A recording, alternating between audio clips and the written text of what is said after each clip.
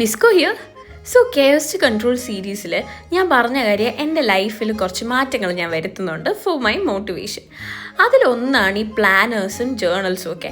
എൻ്റെ കോളേജിൽ പൂർണിമ മാം യൂസ് ചെയ്യുന്ന ഒരു പ്ലാനറാണ് കേട്ടോ ഇത്.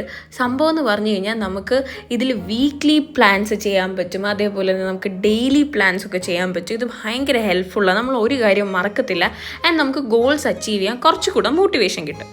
പിന്നെ ഞാൻ സ്റ്റാർട്ട് ചെയ്തൊരു സംഭവമാണ് ജേർണലിംഗ് എന്ന് പറയുമ്പോഴത്തേക്കും അന്ന് നടന്ന കാര്യങ്ങളും നമ്മുടെ ഗ്രോത്ത് അനാലിസിസും എല്ലാം നമുക്ക് ചെയ്യാൻ പറ്റും.